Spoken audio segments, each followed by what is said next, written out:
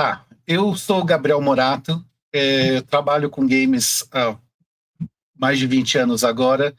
Eu estava com esse projeto de querer fazer um podcast, muita gente da indústria estava me perguntando, e cá estamos. Acabei entrando nisso aqui. Então, só para falar um pouco de mim, eu comecei trabalhando como jornalista de games em 99, passei muitos anos trabalhando em várias publicações como o UOL, Game TV, Playboy, Mundo Estranho, e eventualmente eu acabei indo mais para outras áreas de produção. Então fiz consultorias, trabalhei muito com localização, fiz roteiro para algumas coisas. Então acabei conhecendo muita gente da indústria e muita gente veio me falar que, pelas coisas que eu sei da indústria e tal, poxa, por que você não faz um podcast? Estava me cobrando há anos, então eventualmente chegou aqui e esse é o momento. Então, por esse primeiro episódio piloto, eu queria começar chamando um grande amigo meu que trabalha na Pocket Trap, o Renato. Olá. Ele trabalhou em jogos como Pipistrello e o Ioiô Amaldiçoado, ou ficou Curse Ioiô mesmo? Curse Ioiô, mas em português vai ser... Tá certo. É o hábito do cara de localização, você tem que me perdoar. Tá certo. Outros jogos como o Dodgeball Academia, né? E o Ninjin. Aliás, Isso. Excelentes jogos, assim, sem querer puxar o saco do amigo. Obrigado. Não sei, você quer falar um pouco sobre você, sobre a sua carreira, ou vamos cair direto no assunto? Não, eu, na verdade, queria agradecer aí pelo convite, é uma honra poder estar participando aqui. Você, como você mesmo mencionou, tem tantos contatos, são tantas pessoas, tantas outras pessoas interessantíssimas que poderiam estar aqui inaugurando. Já tem uma fila, pode acreditar que já tem uma fila. Então eu me sinto honrado de verdade por estar aqui. Falando um pouquinho, sei lá, se for falar um pouco de mim, eu atuo na indústria de games através do estúdio Pocket Trap, que é um estúdio indie que nós temos aqui em estúdio paulista, né? Estamos aqui em São Paulo. Metade da equipe é aqui de São Paulo mesmo, outra metade vem lá dos lados de Piracicaba. E estamos aí, faz mais de uma década aí já trabalhando em alguns projetos. O Pipistrello nós lançamos recentemente, acabou sendo um jogo que está sendo super bem recebido, então estão bem contentes aí. E, bom, eu falando sobre mim mesmo, eu atuo como game designer lá, então mexo um pouquinho com o scripting, mas eu não sou definitivamente a pessoa que você quer que eu programe coisa, eu definitivamente não sou uma pessoa muito modesto você. Não.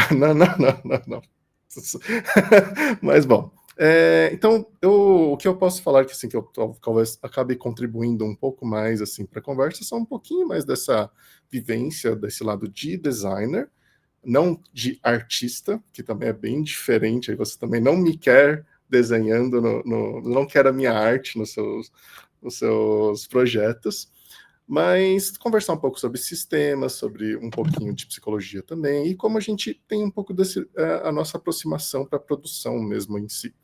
Então, acho que vai ser legal ter esse embate com você, como você disse, começou como jornalista, e agora está em localização também, já consultoria, então a minha perspectiva é um pouquinho mais para o lado de desenvolvimento, assim. Apesar de que você sabe que você foi escolhido para esse primeiro piloto aqui, principalmente porque a gente tem umas discussões cabulosas, vira e mexe, toda vez que sai um jogo mais divisível, alguma coisa, a gente sempre está conversando sobre design. Eu sou extremamente... Eu fico muito apaixonado, assim, por questões de discussão de sistemas e efeitos e coisas assim. Então, não efeitos visuais, mas os efeitos de um sistema gameplay, como você chegou em alguma coisa, qual foi a mecânica que desenvolveu para chegar numa consequência.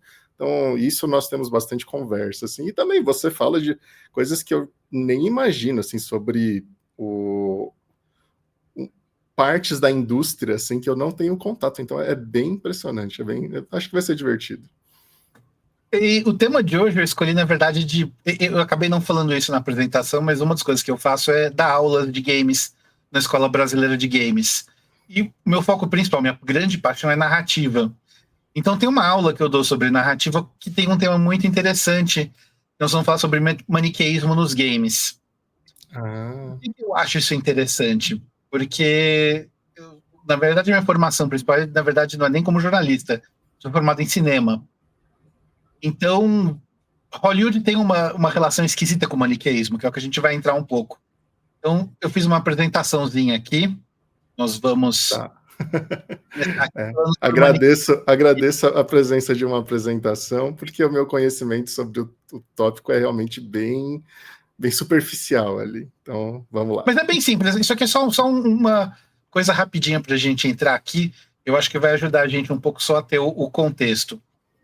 O que é o maniqueísmo? Provavelmente muita gente deve lembrar da escola, porque a gente ouviu falar o termo, né? A gente pensa muito nessa divisão entre bem e mal. De onde vem? É um termo que vem desse profeta Mani. Nós estamos falando de alguém do século III na Pérsia. Faz tempo. A ideia que ele colocava era que existia um dualismo do confronto entre o bem e o mal. Então, tudo você dividia as coisas em bem e mal, era uma linha reta e binária, sabe? Não tinha muito cinza, a ideia era essa. Você colocava em cada um e eram duas coisas que se estavam em constante confronto. Obviamente, gente, com essa separação temporal toda que nós temos hoje em dia, o maniqueísmo foi ganhando outros significados. O que a gente vê muito em dia são visões de mundo que dividem tudo aqui em poderes opostos e incompatíveis. Relativamente simples nisso. O que acontece?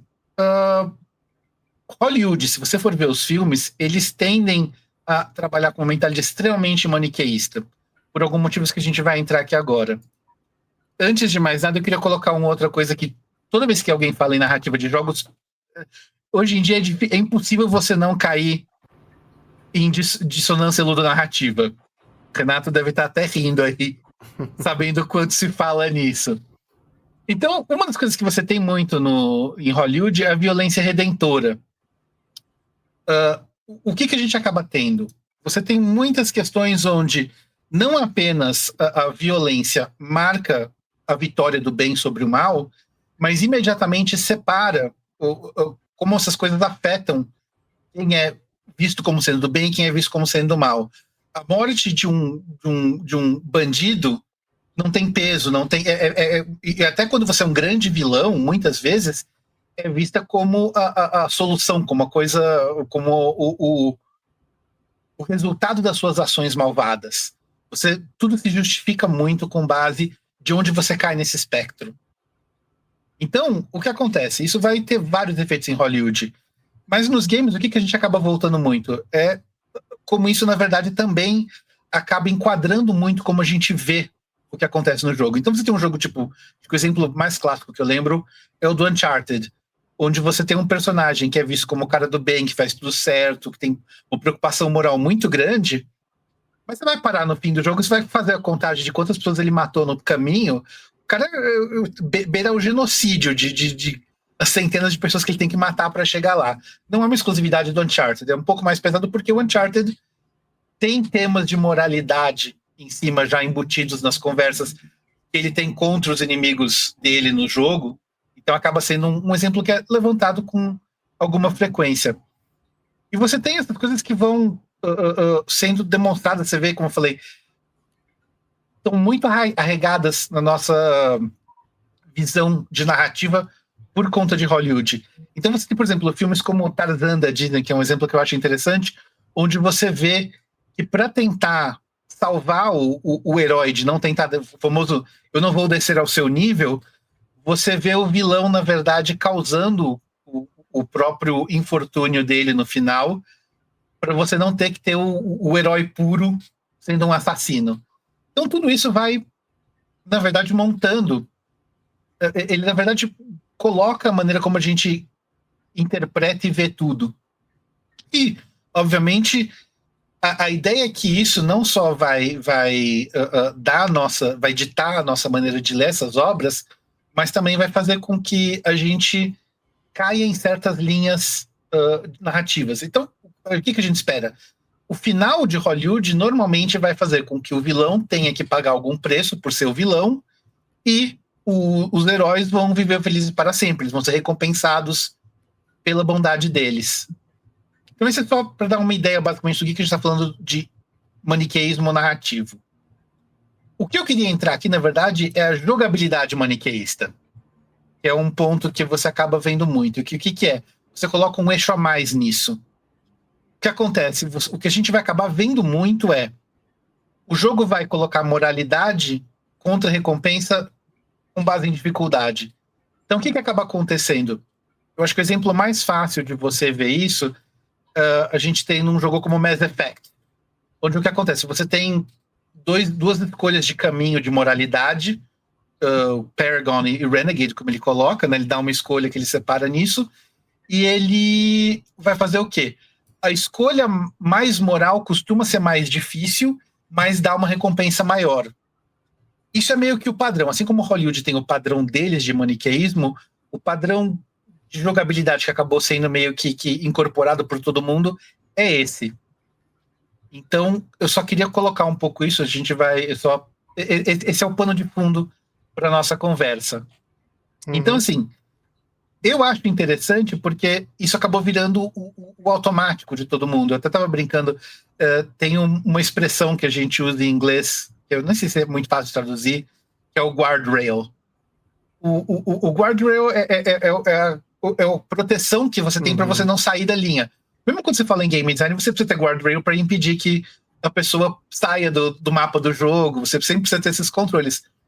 Mas em termos de narrativa, tipo, Hollywood se coloca, ele sabe que é para você evitar fazer um filme onde o vilão vai se dar bem no final e a pessoa boazinha se ferra, porque as pessoas não vai se sentir satisfeita com o final. Isso não quer dizer que você não pode fazer isso. Na verdade, alguns dos melhores filmes já feitos, na verdade, escapam dessa regra. O problema é que para você conseguir escapar da regra, você precisa saber muito bem o que você está fazendo.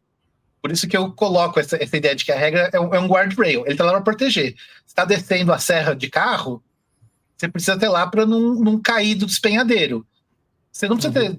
O fato de você não ter guardrail em todas as estradas, simplesmente que você, que sabe o que está fazendo, sair da estrada e fazer coisas incríveis, ir para lugares incríveis que você não conseguiria normalmente. Só que para muitas pessoas elas precisam se defender delas mesmas. Então, eu acho super interessante, porque essa questão de como você trabalha isso nos games tem sido muito integrada nessa vertente que eu expliquei. Mas eu queria saber um pouco da sua opinião sobre isso, antes da gente escapar um pouco do guardrail aqui. Eu achei curioso, na verdade, gostaria de saber o que você enxerga como sendo esses guardrails que nós temos em games, mas dando primeiro minhas impressões conforme você foi explicando. Como você disse, para mim, a minha visão sobre o maniqueísmo era uma coisa muito simples, assim, que era a divisão entre bem e mal. X, só isso. E conforme você foi explicando, a questão da moralidade me veio muito para frente mesmo, que é algo que a gente vê cada vez mais em jogos. E como você disse, aquele triângulo da dificuldade e recompensa, antes mesmo de você mencionar ele, eu já estava em mente dois exemplos que eu acho que são um pouquinho distintos, assim, que para mim um dos melhores jogos em que executa essa questão de moralidade com gameplay, com a questão da dificuldade e um pouquinho da recompensa, é Frostpunk. Não sei se você já chegou a conhecê-lo. Eu sei, conheço o jogo, eu joguei muito pouco, não posso... Então, a estrutura dele é que você tem ali uma responsabilidade enorme de cuidar de o que sobrou da humanidade. É um dos poucos lugares que existem ali. Mas no caminho, as pessoas estão numa situação catastrófica e você tem que tomar decisões difíceis para aquilo. Você vai... Uma das primeiras coisas que o jogo te coloca para você tomar como decisão criar leis naquela sociedade é se as crianças vão ou não trabalhar. Se elas não forem trabalhar, elas vão para a escola, e isso vai ter um efeito positivo para você ao longo do tempo, porque isso além de aumentar a moralidade, a moral da sua sociedade, ela também te ajuda criando, acho que era alguma coisa tipo, no sistema facilitava você ter engenheiros no futuro, era alguma coisa nessa linha. Mas você perdeu mão de obra, você precisa de mais pessoas para te ajudar ali no early game. E isso vai escalando de diversas formas ao longo do jogo, a ponto de que você pode criar regimes totalitários, você consegue criar uma sociedade de fanáticos religiosos, e sempre que você quebra o limite do que seria considerado aceitável, você ganha muitos poderes, você ganha muita força, o jogo se torna muito mais fácil, por conta da questão da dificuldade, como você falou. Então, a troca da minha moralidade vem em troca de grandes poderes.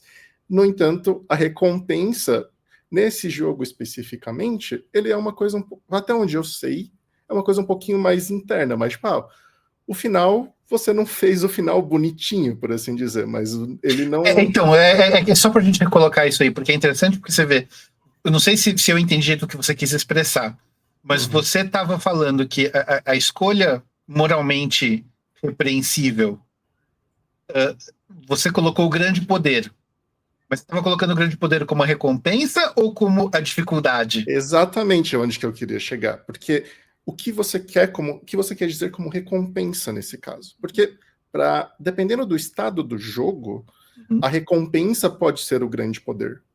E para outras pessoas, a recompensa é chegar no final do jogo sem se tornar um tirano, para ver o final, por assim dizer, o final bonitinho, sabe? Então, eu aceito esse desafio em troca disso, mas algo que eu acho que é muito bem feito nesse jogo é que, por ele ser complexo, por ele ser difícil, e ele ser sobre uma jornada em que você começa uma aventura e ela dura horas e horas, é quase um jogo de Civ ali, quando você começa a ser apertado, tipo, quando começa a ficar difícil o jogo, sempre tem aquele cantinho de você falando, e aí? O anjinho mal falando, olha, você podia resolver isso daqui se você só passasse essa lei aqui, sabe? Tipo, e aí? Vamos lá? Não vamos? Então, essa pressão de você... Algo que está associado também a essa questão do risco. Porque você continuar moralmente, você não se corromper, você está aumentando o seu risco de perder o seu progresso. Então, tem um pouco dessa linha. Outro jogo que é mais alinhado nessa linha é o Sword of Mine, que para mim já é mais óbvio nesse sentido. Tipo, você pode... Ele te força a colocar nessas tipo, escolhas difíceis, e também o... Nossa, esqueci o nome do jogo brilhante, que é de... passaportes. Papers, Please. Eu ia chegar no... Então, a rota que vai fazer é um pouco diferente. Vai levantar que tem muitos jogos que são primariamente narrativos, porque o Frostpunk, ele na verdade cai na mesma categoria de um Suzerain. São jogos onde... Ou até, eu vou até esticar um pouco mais a definição e jogar um Walking Dead da Telltale. São jogos onde a narrativa, a narrativa primária é exatamente colocar você em situações impossíveis ou assim, muito complicadas, onde o preto e branco é muito mais difícil de você encontrar. Porque, na verdade, a ideia não é falar assim, olha, escolha boa, escolha ruim. Ele imediatamente já começa a jogar tudo meio no cinza. Isso, o Walking Dead acho que é um exemplo interessante, porque é sempre... Tem duas escolhas ruins. E versus agora eu entendi o caminho que você ia fazer, porque o Frostpunk, ele é o caminho... Os caminhos estão sempre abertos, mas depende de você.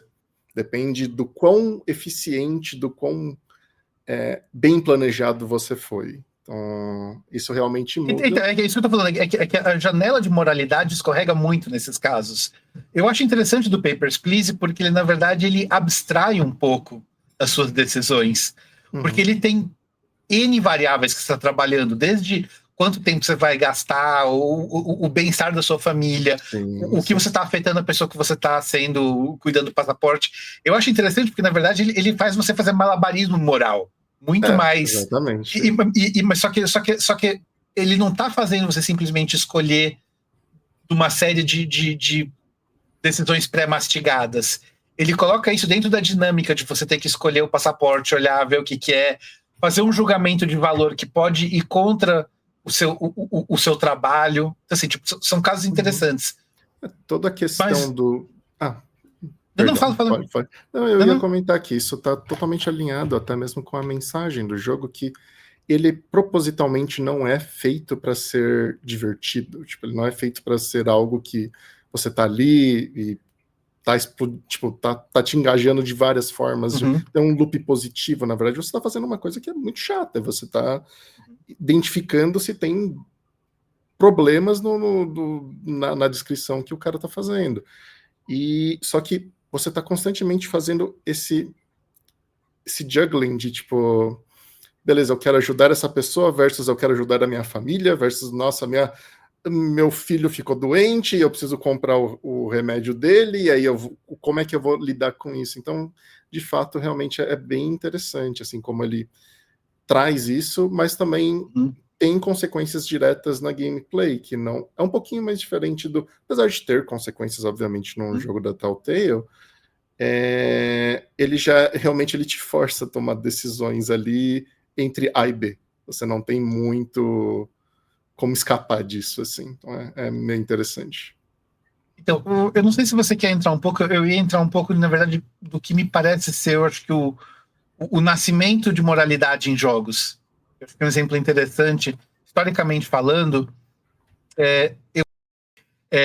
uma das coisas que acontece muito quando você tem o moralismo nos jogos é que você precisa, obviamente, integrar isso dentro de um modelo. E eu acho que um dos primeiros jogos que a gente realmente teve isso foi o Ultima 4. Ele tem uma história muito interessante de como ele chegou nesse ponto. Que foi o quê? O jogo, ele foi uma resposta do Lord British, que foi o Richard Garrett, o criador. Ele foi um dos primeiros caras a trabalhar com RPG de computador. Ele revolucionou o gênero, só que ele foi muito criticado, porque ele estava naquela época do pânico moral de RPG, e o pessoal falava que o jogo era demoníaco, você saía matando tudo. E quando ele terminou a primeira trilogia, ele falou, de onde a gente vai daqui? E uma das coisas que ele falou, e se a gente fizer um jogo sobre moralidade? Então, o Ultima 4 ele é bizarro porque ele não é um jogo onde você tem, ok, vai matar esse cara, esse é o malvado, esse é o vilão, ele tá corrompendo tudo. Não. Ele é um jogo onde você tem um mundo que tá precisando de um líder espiritual e você precisa ir e conquistar 8 virtudes para virar esse líder espiritual. Então, sua jornada é sair lá e virar esse líder espiritual. Então, assim, tipo, você tem humildade, justiça, valor, né, que seria tipo uma coragem, e você precisa virar o avatar dessas virtudes para vencer o jogo. Então é muito interessante porque o que acontece? O jogo ele tem uma dinâmica muito esquisita onde ele não te fala onde você está ganhando a virtude. Então, tem algumas virtudes que você ganha por fugir de batalhas contra criaturas que não são malvadas, não são demoníacas, mas se você fugir das criaturas demoníacas, você perde coragem. Você tem que fazer. E o jogo, na verdade, você consegue ter o levantamento de como estão as suas virtudes indo conversar com o personagem. Então o que acontece? Você não está recebendo feedback direto. Então o jogo, na verdade, te faz ter que tentar entender o que você está tendo que fazer. Como que você vai lidar com tudo isso. Então, assim, eu acho interessante porque, na verdade, ele acabou meio que virando protótipo por todo mundo de como lidar com virtudes, com moral dos jogos. Assim, eu acho legal já colocar isso. Do outro lado do espectro, eu queria pegar uma coisa que vai um pouco para a teoria que eu queria muito levantar aqui, que é exatamente o contrário. É você escapar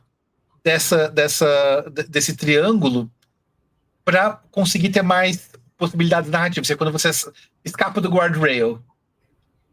Tem um jogo que é um daqueles serious games, era um jogo em Flash, feito para criticar a postura de Israel em relação à faixa de Gaza. Era um jogo chamado Raid Gaza. A ideia o que era? Você tinha um orçamento militar para você ficar atacando Gaza em retaliação contra os ataques de Gaza contra Israel.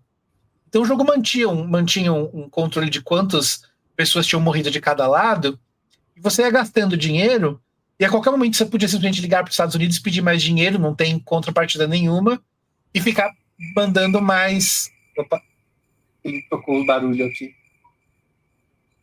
Para. Ele fazia isso, e ele te colocava nessa posição de... Ficava, na verdade, assim, você escapava da coisa, o jogo não era tão divertido, talvez, como jogo, mas era muito interessante como mensagem. Não tô nem entrando no mérito de estar certo, estar errado. A questão é só, tipo, fazer o jogador pensar sobre o assunto. E é um pouco das coisas que eu acho que você ganha escapando dessa... Porque o que acontece, na verdade, o Renato vai certamente fazer assim com a cabeça quando eu falar. A função de um game designer é ser um treinador pavloviano. Seja no tutorial, tudo que você faz em game design, você está treinando o jogador. É ou não é? Uhum. Em grande parte, na verdade, é um dos pilares de level design em si, né? Que é Então, você tem dois grandes pilares em level design, que é não apenas ensinar o jogador a jogar o jogo, mas ensiná-lo a se divertir com o jogo. Se divertir exatamente. jogando o jogo. Então, acho que isso faz muito sentido. E se a gente sair do eixo de diversão, mas entrar no eixo narrativo também, né? Porque daí você consegue, às vezes, dar essa... Então, assim, fazer a pessoa sentir o peso da consequência da decisão que ela está tomando, moralmente falando. Um exemplo que eu acho fantástico para isso, na minha opinião, é o BioShock. É um jogo interessante por quê? Porque ele não... ele, na verdade, narrativamente falando, ele não tem ele não tem aqui de volta, ele não tem um contraponto narrativo direto. Assim, ele tem o que muda o final da sua decisão moral do que você vai fazer com as Little Sisters afeta a jogabilidade, mas não afeta a narrativa do jogo. Ele tem um finalzinho que muda um pouquinho o que aconteceu por você ter salvo ou não elas, mas o gancho narrativo do jogo, o grande chance, que eu não vou estragar para quem não jogou, é completamente dissociado do que você fez com as Little Sisters. Isso que eu tô falando, o jogo, na verdade, escapa um pouco disso para deixar você ter o peso que você tem no que você faz com elas, a grosso modo, é só o impacto narrativo e emocional que vai ter em você. Você tem recompensa, obviamente, de gameplay do que você vai fazer com elas, mas assim... O impacto era até pequeno, na verdade. Você ganhava mais recurso, era alguma coisa assim, eu não me lembro muito. Você ganhava mais recurso imediatamente, mas se você salvasse todo mundo, ele te dá uma recompensa também no final semi-equivalente. Não é tão boa quanto, mas o jogo te recompensa mais pro final também. Mas o que eu digo assim, tipo, se você for ver, salvar ou não as Little Sisters tem muito pouco impacto real no jogo. Tanto narrativamente, em termos assim, como eu falei, o impacto é para ser emocional. Talvez eu esteja passando aqui, pulando algumas etapas, mas o segundo jogo que eu ia mencionar antes, sobre como eu vejo que utiliza moralidade para afetar, na verdade, as consequências do jogador afetam não apenas a narrativa, mas a gameplay e o conteúdo, seria Undertale. Em que desde o começo do jogo você tomando decisões que você às vezes nem... A primeira playthrough que você provavelmente faz, você nem faz ideia que existem essas consequências, e o jogo te instiga a revisitá-lo agora com essa outra perspectiva. E você muda, tipo, não vou dizer grande parte do conteúdo, mas apesar de que tem uma divisória muito grande ali do que acontece, mas... e você tem que estar constantemente tomando essa decisão conscientemente ali do que você está fazendo, e você acaba experienciando os desafios de formas muito distintas, quando você escolhe um caminho ou outro. Então é bem interessante. O meu problema com o Undertale é a minha reticência de falar, de spoiler coisas para quem não jogou. Certo. É a grande dificuldade que eu tenho de falar de Undertale. Se quiser cortar... eu acho ótimo. Eu acho ótimo. É que eu sempre fico muito assim, porque me dá um terror, porque eu acho que qualquer pessoa que não jogou Undertale precisa ir jogar Undertale imediatamente. Uhum. Mas o que eu queria colocar do Undertale, que na verdade o que eu acho muito interessante, é que ele tem como eu falei, ele trabalha quase que inteiramente nesse espectro emocional. Ele impacta, obviamente, também o gameplay, mas é muito interessante porque realmente ele consegue dar muito peso de consequência para todas as decisões. Uhum. E ele, inclusive, leva isso num nível metanarrativo de interação que é, assim, tem uma razão pela qual o jogo é tão... Todo mundo no mundo inteiro gosta tanto desse jogo. Você pode falar com um game designer dos 4 cantos do planeta, as pessoas mais... Eu acho que o único grande game designer que eu não vi comentar nada de Undertale, acho que é o Kojima. É um que eu nunca vi. Porque o resto, todo mundo, assim, você vê que tem um apreço muito grande. Em algum momento comentou, levantou e você vê. Mas realmente é um caso muito interessante. Por quê? Na verdade, o jogo tem um elemento no final. Eu realmente fico com reticência de falar, mas o aspecto meta-ludonarrativo do jogo tá tão intrinsecamente ligado à conexão que o jogador tem com o jogo que a mensagem final do jogo literalmente depende do fato de você terminar de jogar o jogo. O momento da quebra, onde você saiu da ficção, onde você o Undertale parou de ser uma coisa que você está jogando, faz parte do que chama do resultado narrativo de tudo. E assim, isso é uma coisa incrível, porque tá atrelado com narrativa, tá atrelado com consequência, tá atrelado até com, assim, indiretamente jogabilidade, porque você parar de jogar o jogo, você precisa colocar o seu ponto final de onde eu terminei de jogar esse jogo aqui. Uhum. E, assim, para dar um exemplo besta, mas assim, tipo, por exemplo, tem um jogo que eu ritualmente, todo ano eu preciso pelo menos ir uma vez e terminar, que é o Mega Man X. É a minha peregrinação anual, é pegar o Mega Man X do começo e jogar até o final. Às vezes eu falo, dessa vez eu vou pegar o Hadouken, dessa vez eu não vou pegar o Hadouken, mas eu preciso jogar Mega Man X.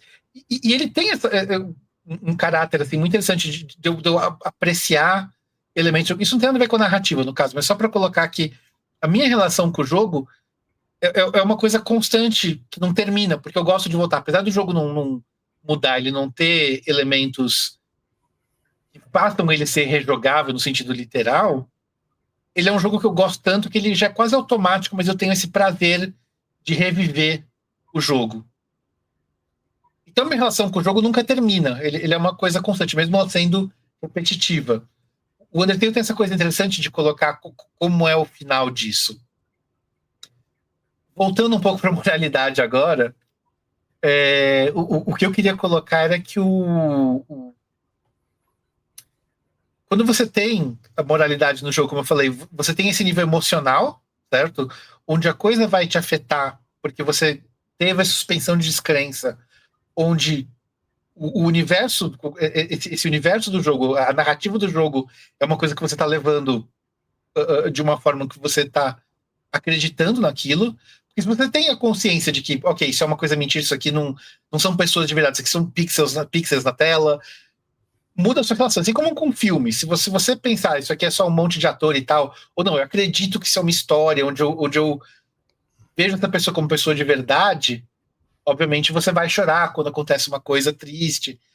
Esse é um ponto complicado. Por isso que eu dei o exemplo do Uncharted, porque eu falei, é gostado como você tem esse desligamento dele estar aí matando um monte de gente, não tem problema, porque aquelas pessoas são bucha de canhão, né? Não são gente de verdade. Se acontecer uma coisa com uma personagem que ele se importa, que é uma personagem com nome, que aparece, é um efeito diferente. E você precisa ter isso, você precisa pegar. Então você tem N jogos, assim, obviamente tem um certo exemplo de Final Fantasy que todo mundo vai lembrar, onde você tem uma morte que todo mundo fala, nossa, foi um dos momentos mais chocantes para mim, até hoje me faz chorar. Você precisa ter isso para você conseguir chegar nesse impacto emocional. E isso é uma coisa que eu acho que é gozado, porque é muito complicado você conseguir para algumas pessoas que veem o jogo como o aspecto lúdico só, né? Menos do narrativo. Então a pessoa consegue se desprender dessa forma, mas não é para todo mundo. Aí você cai na situação. Assim, para pegar um exemplo que não é diretamente relacionado, mas que eu acho que tem uma coisa interessante, você vê a relação das pessoas com Dark Souls e Elden Ring, onde as pessoas colocam um esforço, até eu vou chamar muito grande, em esmiuçar uma narrativa que é muito. Críptica. Mas é mais do que críptica, é gozado porque assim, eu vou dar um termo que vai dar a impressão errada. Superficial. Não porque ela não tem profundidade, mas porque ela existe de uma forma muito fina, é uma crostinha fina por cima do jogo todo. É o bombom que tem um leve pó de cacau por cima. Ele não é uma coisa que você vai pegar e você vai ficar enjoado com aquilo. Só que o quanto ele adiciona assim, muda completamente o perfil do paladar da experiência. E se você quiser ver, você consegue sentir muita. Assim como tem pessoas que vão conseguir a proporção do cacau e o efeito que ele tem, a qualidade do cacau, de onde veio, você consegue esmiuçar muito essa camada superficial. Você pode passar anos discutindo as correlações dos personagens, do pouco que você tem, dá para você falar muito, dá para criar conversa por muito tempo.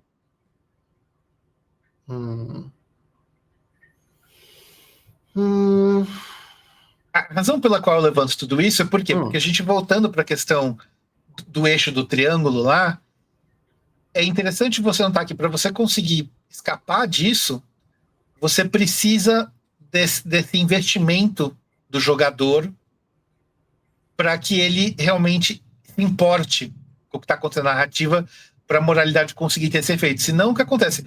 Ele vira instrumental, ele vira uma coisa prática, onde a pessoa só vai olhar para a recompensa, vai olhar para o. Ele não está se importando narrativamente com o que está acontecendo. Então, nesse ponto, eu acho até curioso que você tenha trazido como exemplo Dark Souls antes disso.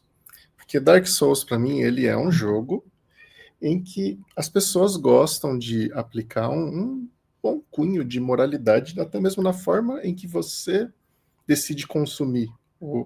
Dentro do jogo tem algumas decisões morais, você liberta o cara e depois descobre que Elden Ring, toda quest que você participa é trágico, ao ponto de não querer mais ajudar ninguém, porque, meu Deus do céu, só atrapalha todo mundo. Mas existe uma questão ali o universo do Dark Souls, ele é tão opressivo, e a minha percepção, assim como Metal Gear, isso foi meio engraçado, Dark Souls foi um jogo em que ele mudou minha percepção antes. Eu tinha uma visão antes de jogá-lo, e depois que eu joguei e vi que eu percebi que era diferente. Porque, para mim, Dark Souls ele era para ser um jogo em que você, sei lá, é um cavaleiro, em que você está ali honradamente lutando contra coisas que são gigantescas e é impossível de derrotar, e você, por determinação, você está conseguindo superar aqueles desafios. Quando, na verdade, você pode ir para uma vertente em que, cara, você pode fazer umas coisas que são tão absurdas no jogo, tão quebradas, que é basicamente você sendo mais pilantra do que seus inimigos, sabe? Tipo, você tá abusando de coisas, e essa muda um pouco a forma que você acaba absorvendo isso. Porque tem pessoas que só estão ali porque falam, cara, eu quero derrotar esse cara, não importa como. a recompensa para ele, a questão da moralidade para ele, a questão tipo, se eu estou jogando, entre aspas, o jogo do jeito certo, eu nem considero isso uma coisa, mas ela se torna, na verdade, cara, eu quero só fazer isso porque eu quero chegar, os fins justificam meio totalmente, assim, tipo, eu só quero abusar disso daqui e chegar naquele ponto. Enquanto tem outros jogadores que não, eles se botam limites, eles falam, não, cara, eu não vou fazer isso porque, eu me recuso a fazer isso.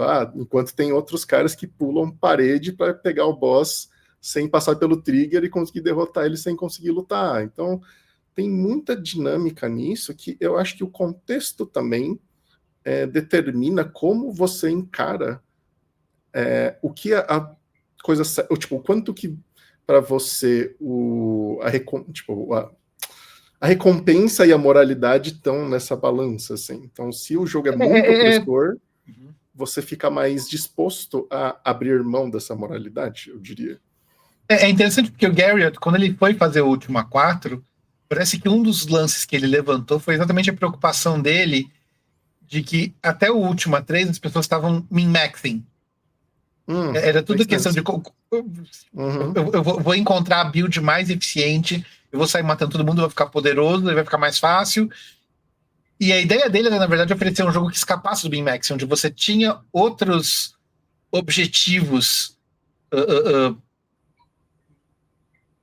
que escapam do meta do jogo, né?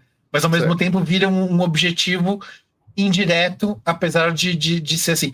E assim, o impacto que esse jogo teve, assim, não dá pra colocar. O jogo começava com um esquema de tarô, de você escolher qual ia ser a sua principal virtude. O Dragon Quest basicamente copiou. Não só o Ultima como um todo, mas eventualmente quando saiu o Ultima 4, o Dragon Quest 3, se não me engano, acho que foi o primeiro, ele tem um começo onde ele faz perguntas para você, para também decidir a sua classe de uma forma não direta. Você vê, para mim é gostoso porque acontece. Ele, na verdade, tenta quebrar o min-maxing através de uma forma narrativa onde ele tenta ir mais pro seu psicológico do que o seu lado lógico de como que eu vou encarar esse desafio. Que é uma coisa que eu acho muito interessante. Esse é um desafio bem grande, quebrar o min-max. Já é difícil você impedir o jogador de não jogar de uma forma unfun só porque é mais eficiente. Agora, chegar para essa questão é realmente bem...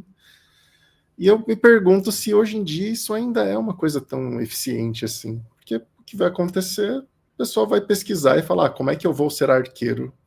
E vai ir atrás dessa informação. E nesse caso, eu acho que vamos ter que repensar um pouquinho como é que são essas bases aí do sistema. O Dragon Quest tem 8.000 guias de como escolher a classe mais eficiente para o seu protagonista. Responde isso aqui, faz isso. E agora, assim, porque, tipo, é elaborado o negócio, mas obviamente tá todo mundo... Sim. É uma época diferente nesse caso. Agora, o que eu acho mais interessante é quando, na verdade, você consegue...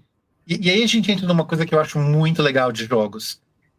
Onde que o jogo, na verdade, se separa de Hollywood? Onde que a gente tem... Porque a gente falou sobre essa questão básica da recompensa e da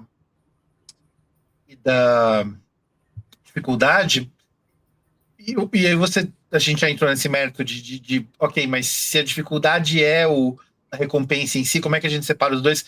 O caso do Mass Effect, eu acho que como eu falei, é um dos bem claros, porque ele segue muito essa linha do triângulo, no geral, de como ele funciona. Mas, assim, eu acho que, na verdade, o que faz você voltar é exatamente aquilo que o BioShock acabou entregando, que é o quê? É você usar a questão da agência do jogador. Sim. Porque o momento que você faz a pessoa ter que se responsabilizar, por assim dizer, pelas ações dela, uma coisa é você simplesmente fazer a pessoa fazer algo e depois mostrar a consequência. Outra coisa é você, na verdade, forçar a pessoa a realizar uma ação por conta da decisão que ela fez. Uhum.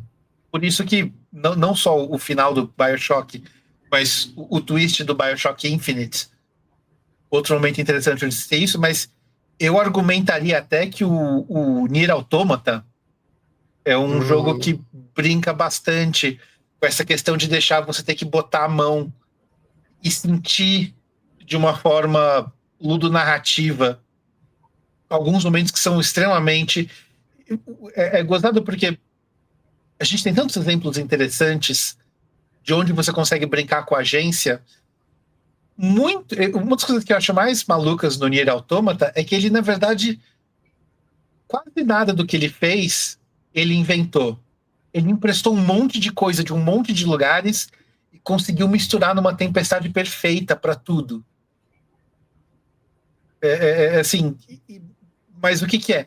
Você vê que é uma pessoa que entendeu exatamente o que cada um daqueles momentos significou para o game design dos jogos que ele emprestou e reamarrou tudo numa coisa que tem um nozinho perfeito em cima.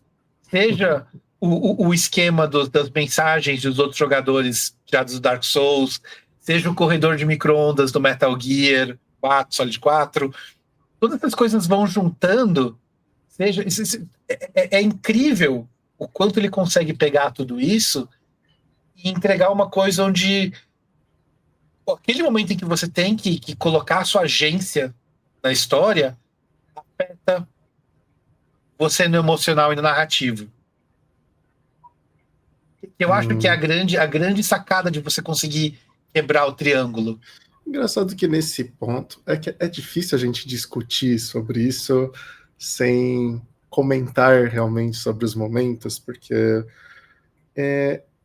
apesar de ter sido um choque muito grande para mim e teve um impacto e foi algo que para mim foi incrível no momento, eu não senti totalmente... Eu não senti que foi uma consequência minha direta no BioShock. Eu senti que eu não tive muito... eu não tive essa escolha. Nunca foi uma coisa em que estava aberto para mim e foi mais um choque, foi mais um tapa na minha cara e falou, olha... Então, mas na verdade é exatamente o metanarrativo disso retroativo. O lance todo, acho que a gente vai ter que abrir o BioShock aqui. Quem não quiser ser spoilado do BioShock 1, acho que já passou o estatuto de é um ótimo jogo. De imitação, mas quem quiser jogar, se quiser pular o negócio, quando eu terminar, vou fazer assim para quem quiser deixar silencioso. Qual que é o lance do final do BioShock? Você tem uma pessoa que vai te guiando o jogo inteiro e ela vai te pedindo para fazer um monte de coisas, como se fosse uma das pessoas que estão presas no lugar onde você está preso. Ela vai pedindo para você poderia, por favor, fazer isso? Você poderia, por favor, fazer isso? Por gentileza, fazer isso? Por gentileza, fazer isso? Você poderia, por gentileza, fazer isso? Ele passa o jogo inteiro pedindo isso para você. Bate muito com o jeito que ele fala e tal. No final do jogo, você descobre, na verdade, que você foi... teve uma lavagem cerebral e que você foi programado para... Toda vez que uma pessoa fala para você fazer uma coisa por gentileza, você, na verdade, você perde a capacidade de não fazer, você precisa executar a ordem como se tivesse hipnotizado. Só que você passou o jogo inteiro fazendo isso por vontade própria, estava seguindo a instrução e estava fazendo. Até que no final do jogo o cara explica isso e fala, eu programei você para fazer isso, ele te dá um taco de golfe e fala, ok, você poderia, por gentileza, me matar? E você vai, o jogador finalmente perde o controle e vê matando o cara com o taco de golfe. Qual que é o interessante disso? É que você estava o jogo inteiro achando que você estava fazendo isso, todas as coisas que você estava fazendo por vontade própria, mas na verdade não era essa vontade própria, era o game design te afunilando para aquelas... Então assim, eu acho interessante porque ele é literalmente uma afirmação poderosa sobre como o game design tira a nossa liberdade. Ok. Entendeu? É interessante porque... Entendeu? Ele é um metacomentário sobre game design. Você tem que abrir mão da sua liberdade quando você joga um jogo, porque o único jeito de você fazer um jogo é você seguir o que o game designer espera que você faça. Seguir as regras, sim. Mas make sense. Por isso que eu falo assim, tipo, eu acho interessantíssimo. Então, eu só vou aqui pro pessoal que ficou. Pode voltar que passou o spoiler. É um ponto bem interessante. Ainda entrega de uma forma diferente do que você estava construindo, mas realmente foi uma conversa bacana. Joguem aí, depois voltem e escutem. Foi interessante, me surpreendeu. Eu gosto muito do cara que fez o BioShock. Ele tá com um jogo novo, Judas, né? Que tá aí para vir. Ele é inspirado no sistema que ele viu do aquele Shadow of War, aqueles jogos do Middle-earth lá da Terra-média. Ele tem um sistema que ele... É o dos orcs lá? O sistema Nemesis. Do Nemesis. Sim. Esse negócio liberou de novo? Porque o pessoal aparentemente tinha feito uma patente em cima disso, que foi um absurdo. Eu sei que ele diz que o lance desse jogo, Judas, é uma evolução disso, que ele queria muito trabalhar essa ideia. Legal. Então, assim, eu tô muito curioso para ver, porque eu realmente acho que o Ken Levine é um cara, assim, que quando ele faz uma coisa, eu paro e escuto. Legal. E provavelmente vai ser um jogo que vai acabar lidando com esse tema de hoje. Vai ser curioso ver qual vai ser, mas por enquanto a gente sabe muito pouco do jogo. No geral, então eu coloco para você. O que você acha dessa questão, tanto de você ter o guardrail, de você ter a proteção para fazer o game designer, por definição, seguir esse padrão, quanto o momento em que você acha que isso é um tipo de coisa que você tem que pensar, e se você tiver um jeito interessante de quebrar, você deve quebrar ou não. Eu queria sua opinião sobre isso. É que nesse caso tudo depende do qual é o intuito, né, do produto que você está criando. Eu acho que, obviamente, entra um pouco naqueles clichês de o quanto antes você tivesse definido no projeto mais coeso, isso vai ficar. Como, por exemplo, o próprio exemplo do BioShock, isso a gente comentou antes, mas o próprio exemplo do BioShock sobre a Little Sisters, para mim, me pareceu meio que um afterthought, algo que surgiu. Eles tinham a base do jogo, tinham muitas coisas ali, e depois eles quiseram implementar a questão da consequência, como Cara, isso ia você sabe como foi feito o BioShock? Eu não faço a menor ideia. O jogo, quando começou, ele ia ser um cara pós-Segunda Guerra entrando num bunker nazista, e todos os inimigos eram mistos de insetos, eles não eram humanos. Eles eram tipo ia ter uma espécie de uma colmeia feita por cientistas, e cada um deles tem uma função dentro desse lugar. O Levine se tocou no começo que, por eles não serem humanoides, não ter essa característica mais humana, as pessoas não estavam tendo empatia, não estavam conectando. Eram monstros. Então ele começou a falar, isso não tá dando certo. Ele jogou tudo pro ar e falou, vamos começar de novo. E aí, surgiu o BioShock como a gente conhece. Certo. Tá, então faz sentido, mas aí eu fico um pouco mais surpreso, então, pela questão de como ele utiliza as Little Sisters. Quase toda a questão da decisão, para mim, ela era bem... Era muito fácil de computar.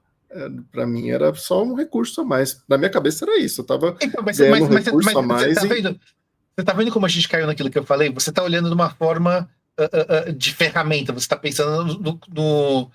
Nossa, me escapou a palavra agora completamente. Mas você está pensando na funcionalidade do negócio. Você está simplesmente abstraindo a narrativa. Para você, aquilo não é uma pessoa de verdade. Não tem problema você matar ela, porque você não está matando uma pessoa de verdade. Não dessa forma, na verdade. Porque eu sou meio Paragon quando eu vou jogar. O Paragon vai fazer as coisas bonitinhas, não quer... Você é um paladino. Tento fazer as decisões. É muito difícil, eu prefiro reiniciar o jogo, muitas vezes no exemplo do Undertale. Do Undertale, no exemplo do que eu mencionei antes, do Frostpunk, era muito mais fácil reiniciar a run, falar, beleza, são 6 horas jogadas no lixo, tá bom, são 6 horas jogadas no lixo, mas vamos lá, vamos voltar.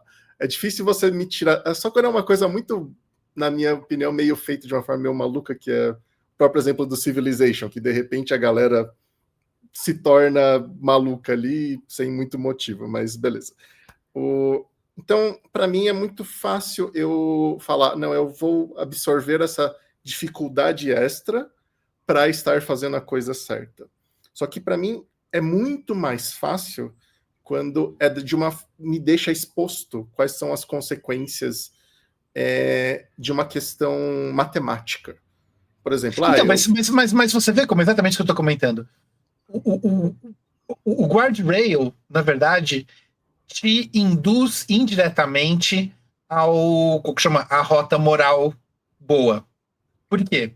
Se você está pensando num ponto de vista prático como jogo, o desafio melhor para um cara purista de games é a situação normalmente mais interessante. O jogador, digamos assim, mais menos casual é o cara que vai querer o desafio maior, porque ele está lá pelo desafio, e ele está fazendo a coisa certa e ele está recebendo recompensa melhor. Assim, toda a computação do negócio para um jogador menos casual, vamos chamar, leva você para o moral, independente do que você está pensando narrativamente. Certo. Onde que eu queria chegar com o meu ponto é que quanto antes você traz esse ponto para o fundamento do jogo, para estar ali desde o começo, mais você consegue trazer não apenas essas consequências de formas que são mais interligadas com o desenrolar do jogo, mas você consegue trazer de uma forma mais constante para o beabá que o jogador está fazendo, o gameplay loop que ele está constantemente fazendo. Quando você mencionou do Uncharted, que o cara ele é super bonzinho, mas ele tá ali descendo a bala em mais gente que o Rambo, é esquisito. Mas você meio que esquece, porque naquele jogo não era o foco, não era trazer... Sim, mas isso que eu tô falando, mas nesse ponto a gente tá colocando uma coisa que não foi colocada pro jogador, isso não existe no eixo moral. Exatamente. O jogo nem te dá a opção. Ele nem queria que você se preocupasse. Esse que é o ponto. Tipo, ali não era um jogo que ele queria trazer isso. Ele só tá usando a narrativa para ser você é o cara do bem e não questione. Agora, em jogos em que a moralidade ela é uma coisa que tem que ser importante desde o começo, quebrar, como você diz, quebrar o guardrails, tirar dessa versão tão sistêmica ali de tipo, faça isso e coisas boas ou coisas ruins vão acontecer. Congelou aí, perdi. Sua vida vai ficar mais difícil, Renato. Vai ficar mais fácil. Meu Deus. Opa. Alô? Calma, você falou tão sistêmica? Opa, cortou? Ixi, peraí. Uma forma tão sistêmica?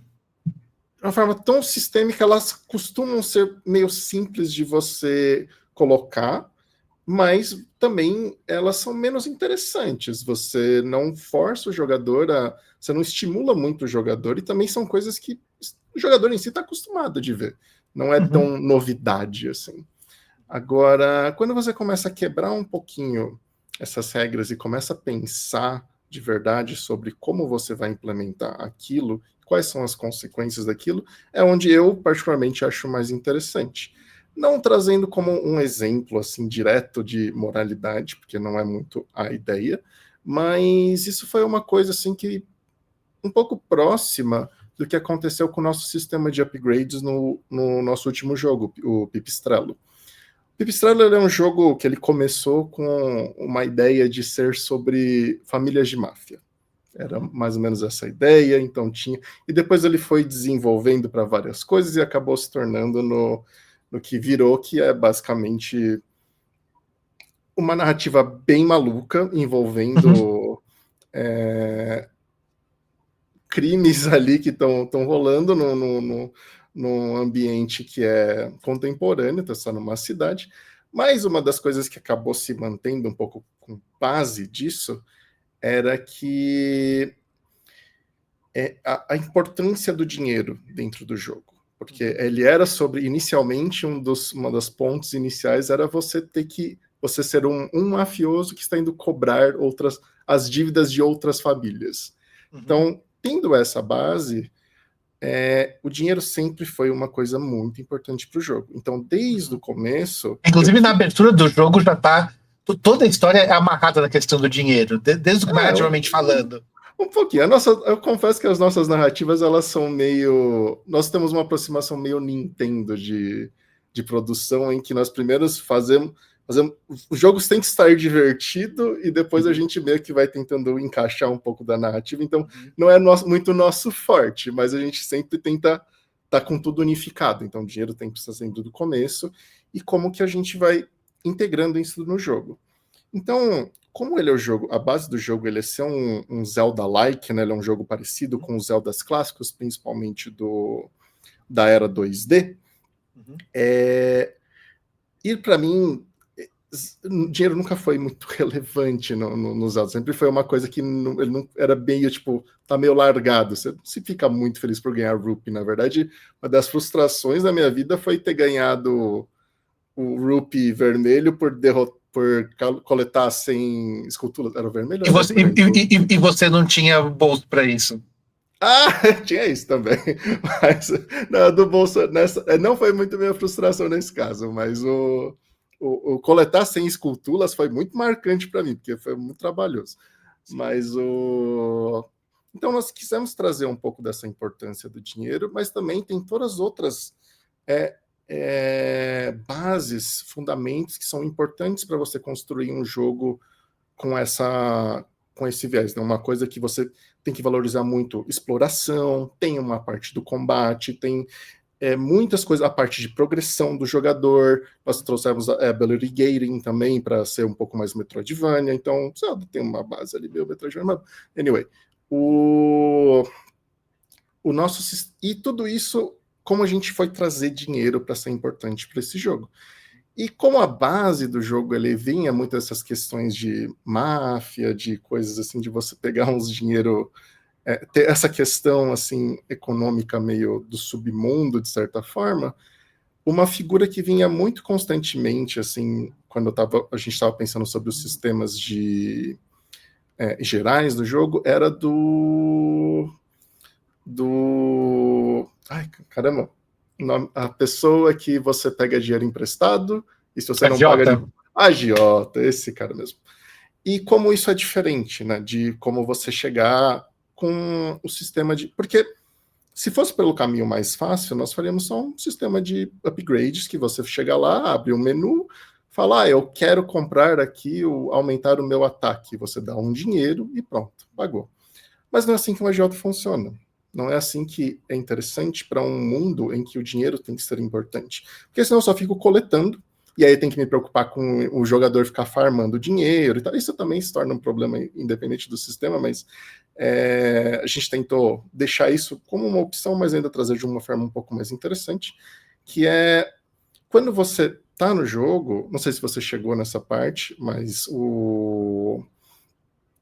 quando você vai pegar uma habilidade, você, na verdade, você conversa com um personagem do jogo e ele te dá um contrato. E nesse contrato, ele não aceita seu dinheiro que você tem, porque nossa desculpa é porque a pessoa é germofóbica e ela precisa... Então ela vai pegar o seu dinheiro futuro, pega metade do dinheiro futuro que você vai coletar a partir dali, e em troca disso você vai ter ali que juntar, por exemplo, 1.000 moedas, e quando você junta essas 1.000... Então você vai ter que juntar 2.000 moedas, porque vai metade, né? Então, quando você terminar de juntar isso, acaba o contrato e você termina aquela troca. Só que quando você assina o contrato, duas coisas acontecem. Você entra em dívida, e enquanto você não paga essa dívida, você imediatamente recebe o upgrade que você queria. Então, é uma forma diferente de você interagir com o sistema um pouco diferente do esperado, né? O esperado seria você primeiro tem que terminar de pagar a conta toda para ganhar o upgrade. Só que, enquanto você tá... Então, você ganha esse upgrade imediatamente. Então, fala, quero aumentar meu dano. Ganhei imediatamente. E Só que enquanto você está com esse contrato, enquanto você está em dívida, você está devendo para essa pessoa, você ganha também um debuff. E aí esse debuff pode ser reduzir a sua vida, reduzir o seu dano, reduzir, sei lá, não ter chances de cair em corações de quando você está derrotando os inimigos e por assim vai.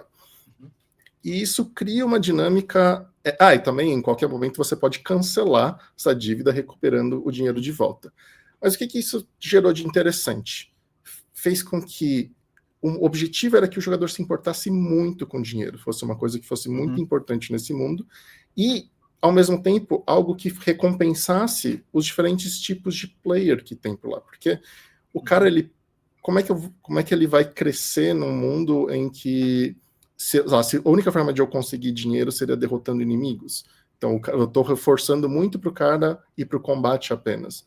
Mas não, isso permitiu para nós tornar de uma forma interessante o cara fazer uma quest opcional e de repente conseguir ali os 100 rupees que eu comentei. É que na minha cabeça o que me pega numa situação dessas é que, ludonarrativamente falando, a solução que aparece na minha cabeça seria uma coisa um pouco diferente. Em vez de usar a germofobia para fazer a desculpa de por que a pessoa não aceita o dinheiro, me parece fazer mais sentido, na verdade, você fazer um gating de partes do jogo, onde para a pessoa prosseguir, o que vai acontecer? Vamos supor, você tem um lugar onde a grandeza de receita que você recebe é, digamos, 3 dígitos, nas centenas, mas o que a pessoa precisa para conseguir o upgrade é dezenas de milhares. Então você coloca a pessoa em dívida, ela seria, assim, virtualmente... É possível? Mas a pessoa teria que ficar 5 dias jogando para conseguir o dinheiro. Ao invés disso, que ela faz? Ela se endivida para ela poder ir para a próxima parte, onde você metroidvaniaria o gate da pessoa conseguir prosseguir a próxima parte, dela ficar endividada, aí você coloca esses efeitos todos, só que quando ela vai para essa outra parte, muda a escala de dinheiro que ela ganha, ao ponto em que ela pode conseguir pagar. Então, eu entendo a perspectiva que você está querendo, mas ela acaba abrindo mão de uma coisa que... Quer dizer, não abre mão, porque teoricamente você poderia superar isso fazendo o grind, como você falou. Mas ele tira um pouco da opção. Porque ainda então, pro jogador... Eu entendo, mas veja bem, por isso que eu falei, ludo narrativo. Eu estou pegando do ponto de vista onde você coloca a questão do dinheiro para você fazer a questão do empréstimo ficar muito mais impactante, tanto em mecânica quanto em efeito emocional dramático do jogador. Se o dinheiro simplesmente é o dinheiro que você já consegue normalmente, que a grandeza do dinheiro não tem impacto, só precisa ser dinheiro novo para gerar isso, o impacto em si na quantidade de dinheiro não é o mesmo. Então, assim, tipo, a questão narrativa do empréstimo vira artificial. Ela fica muito arbitrária. De novo, eu não tô falando que é uma mecânica ruim. Eu tô falando que se o ponto de vista era narrativamente pegar essa sensação do que é a pessoa depender do empréstimo, faz muito mais sentido você colocar dessa forma, você empacotar dessa forma o negócio, do que fazer da forma como você fizer. Eu não cheguei nessa parte do jogo, só pra deixar claro. Sim. Mas, assim, eu não tô nem falando que tá errado o que vocês fizeram. Eu tô só falando que eu acho que vocês tomaram uma... E aí a gente volta para aquilo que eu falei. Eu lembrei a palavra, utilitário. Vocês pegaram a abordagem utilitária do negócio, onde você tá fazendo uma coisa que mexe com como isso vai afetar o jogo, mas não tanto como isso vai afetar a narrativa, o drama, a moral, entendeu? Sim, é isso que eu tô falando. Se o foco fosse esse outro, porque é o que a gente acaba batendo nisso. Se você pega a questão da moral e você transforma ela 100% utilitária, onde a única coisa que a pessoa está se importando é qual é a minha recompensa, qual é a minha diferença do gameplay, o moral basicamente está lá de brinde, porque a pessoa basicamente não liga para a história. Ela não tem esse apego, não tem essa importância. Então, tanto faz. Você pode trocar X por Y, que dá tudo na mesma.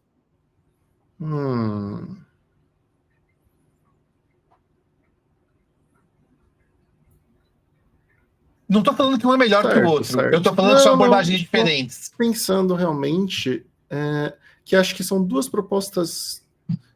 Foi uma solução de um problema diferente mesmo. Acho que a questão, como eu disse, muito da aproximação do sistema era trazer importância para esse dinheiro, que era algo que eu não via interessante nos Zeldas clássicos, mas não trazê-lo de uma forma que impacta diretamente a narrativa, senão por menções da própria narrativa. Não tem Então, mas não momentos só em que... isso, mas não só isso. Você também não mudou a maneira como a pessoa lida com dinheiro. Tipo, o fato de você postergar a entrega, a aquisição de dinheiro ao invés do que a pessoa já tem, a relação da pessoa com o dinheiro não mudou. Nesse sentido, eu acho que gerou uma situação interessante por conta disso. Foi algo que foi meio feito by design. Como eu mencionei, existe a questão do debuff. Então, enquanto eu estou com essa dívida, eu estou chegando perto de conseguir aquele upgrade permanente. É verdade, quando eu termino o contrato, eu fico com o upgrade e eu perco o debuff. Então, eu termino de pagar, então agora eu estou livre para escolher o próximo ponto da skill tree, por assim dizer. Aí, algo que acaba sendo interessante é que existe também uma questão que digamos que você fez um contrato em que ele gera muitos debuffs. Então é algo muito pesado para você, mas falta ali, sei lá, 25% para você terminar de pagar e se livrar dele. Algo que acabou sendo interessante, que era para ser uma escolha mesmo, é que às vezes você está, por exemplo, preso em um desafio que está muito difícil, está numa boss fight, está em alguma coisa em que você fala, cara, não, tá inviável eu parar isso daqui, eu conseguir superar isso daqui. Então, uma opção que o jogador acaba tendo, além da opção de continuar farmando, que seria o tradicional, é ele cancelar essa dívida e abrindo mão do progresso dele, para temporariamente ele ter esse upgrade ali. Então, em termos de mecânica, acabou gerando essa coisa de uma forma um pouco interessante. Mas também gerou uma situação que, psicologicamente, ficou meio complicada, porque o jogador ele está recuperando o dinheiro dele, mas ele está perdendo o progresso dele na skill tree. Então, vinha com um peso para o jogador. Então, mas o que eu estou falando é o seguinte, você percebe que esse sistema podia existir virtualmente igual se você simplesmente mudasse o recurso de dinheiro para tampa de garrafa.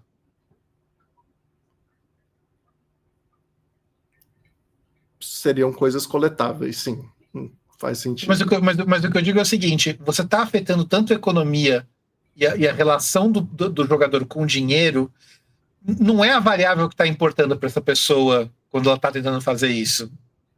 Você entendeu? Tipo, pelo menos pelo que eu entendi da sua explicação, talvez eu tenha entendido errado. Mas não é a aquisição do dinheiro que está afetando a pessoa, é a pessoa tá prosseguindo no resto das coisas. Então, se simplesmente tivesse um outro recurso paralelo ao dinheiro, o efeito ia ser o mesmo.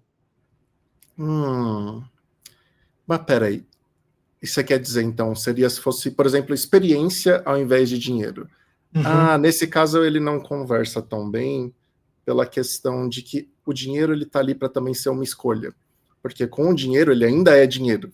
Eu ainda uso ele para comprar coisas, eu ainda uso ele para dar upgrades em outros equipamentos, eu ainda uso ele de outras formas.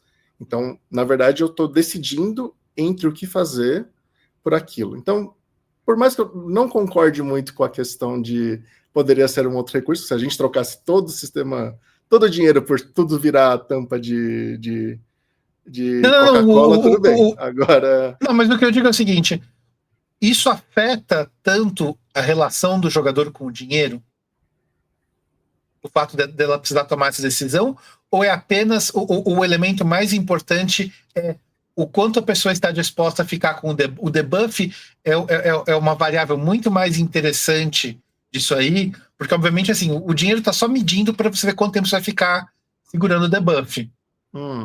Certo. O importante é a pessoa o debuff, não é o dinheiro.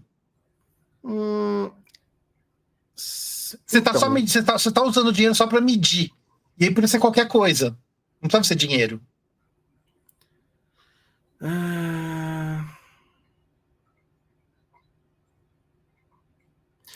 Nesse ponto, o que ele resulta, realmente, eu acho que não iria mudar, porque se tornou uma forma interessante de premiar o jogador por todas as facetas do jogo. Não, agora, trocando eu adoro a mecânica, eu acho super interessante. O que eu tô falando é o seguinte, ela é mais interessante como sua própria mecânica do que pela maneira como ela afeta a relação do jogador com o dinheiro.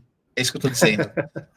Vocês não partiram do pressuposto, porque quando você começou a explicação, parecia que ia ser muito mais sobre a questão da relação do jogador com o dinheiro. Eu falei, desde o começo, na primeira conversa, quando você chega no táxi, o dinheiro já é o assunto. E fica na narrativa inteira. Então, assim, tipo, eu achei que ia mexer mais com essa relação. E no fim, não. Eu falei, a relação é muito mais com o debuff, pelo que você está explicando, do que com o dinheiro, entendeu? O dinheiro só está sendo usado para ser a trena que vai medir. Sim. E, de fato, acho que o que acaba acontecendo é que, junto da narrativa, acho que acaba passando alguma mensagem. Mas o sistema em si, realmente, ele isolado, acho que não afeta tanto nessa linha. Afeta a relação do jogador com o dinheiro, mas não como você disse, eu não repenso na vida real o que isso significa, sabe? Não, mas mesmo no jogo que eu digo assim, tipo, você acha que o personagem tá muito mais preocupado e não, eu preciso desse dinheiro de volta porque esse dinheiro vai ser importante, ou o que vai motivar a decisão dele de voltar atrás no contrato vai ser o debuff? Porque pra mim parece que vai ser o debuff. As duas coisas. Porque, de novo, como eu recupero o dinheiro... também tem um ponto a mais, é que, de uma forma ou de outra, a dívida, o contrato, ele é também o seu banco. É uma forma de você conseguir um dinheiro garantido.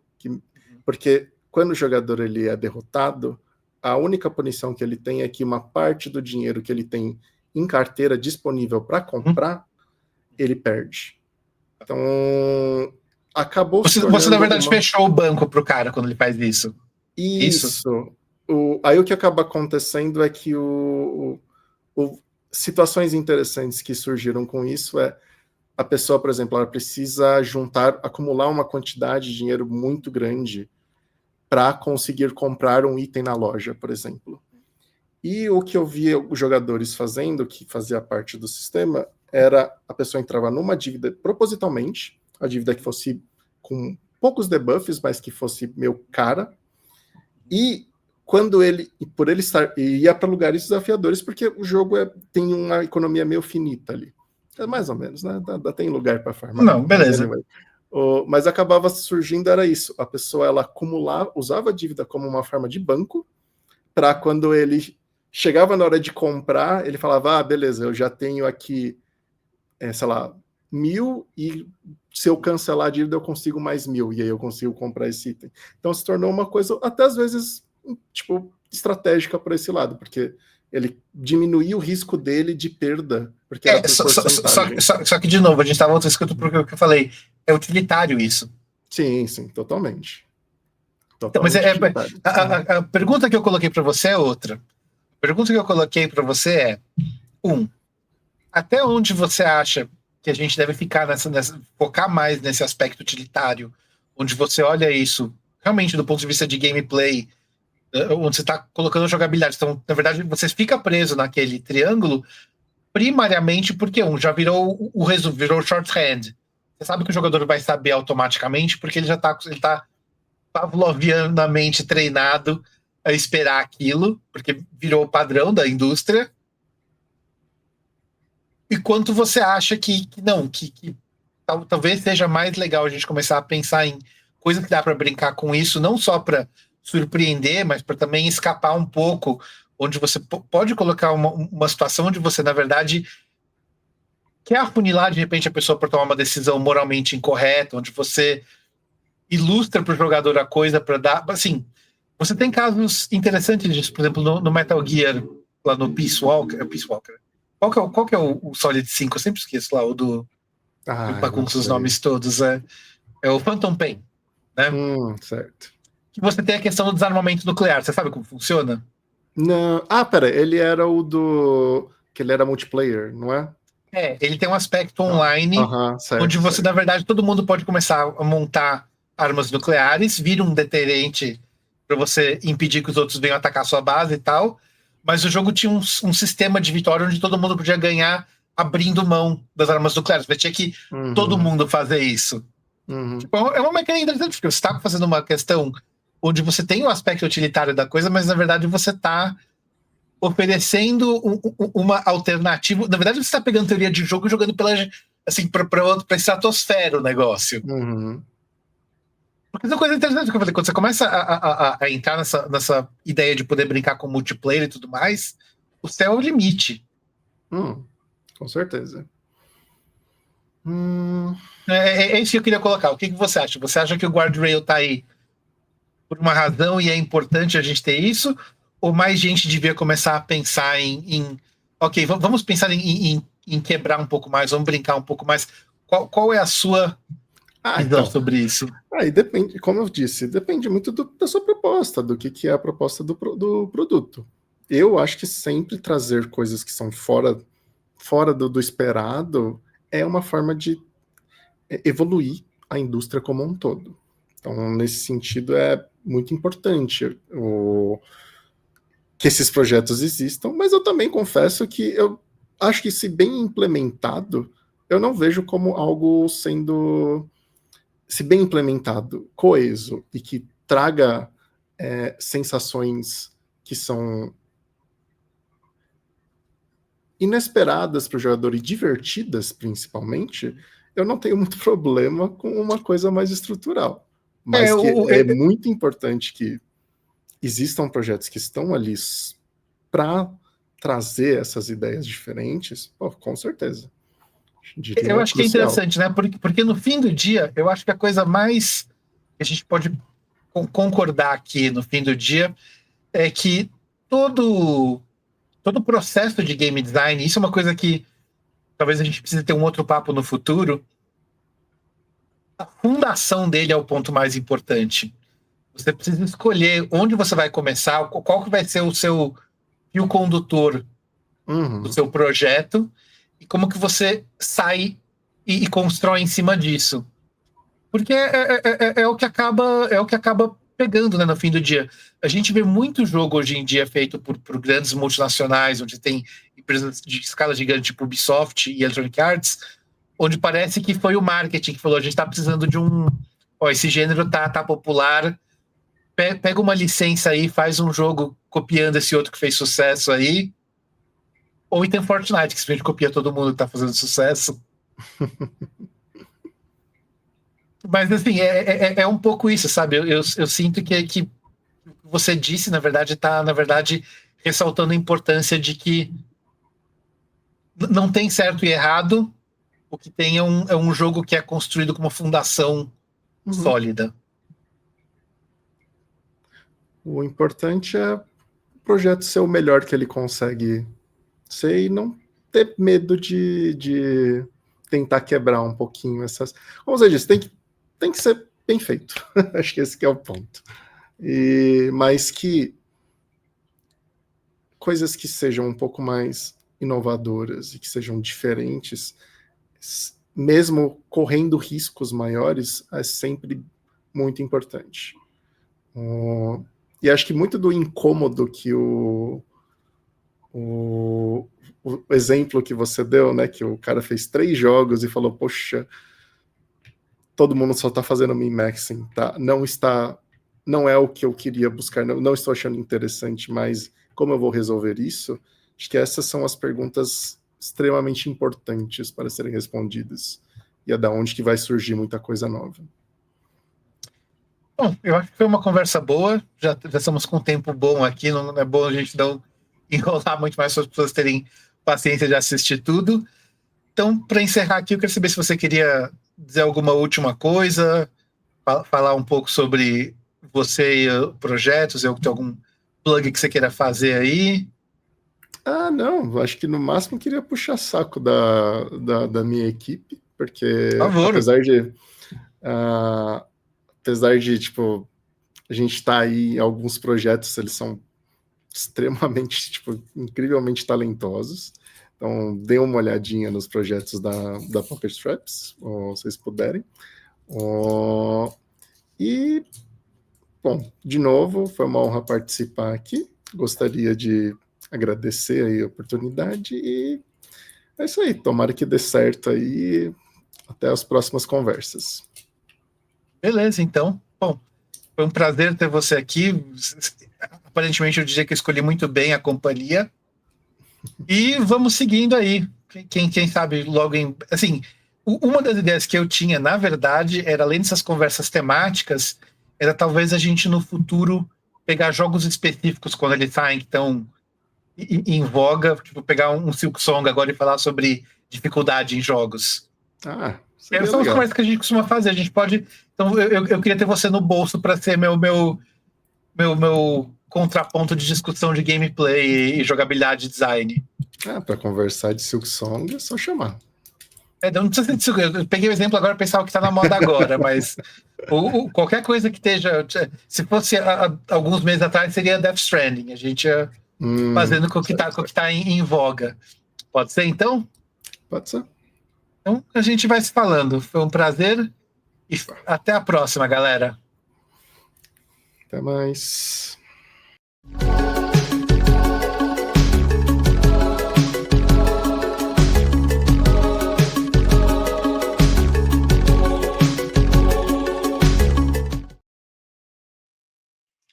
Bom, foi uma bela discussão, né? Durou um pouco mais do que eu esperava, mas acho que rendeu bem.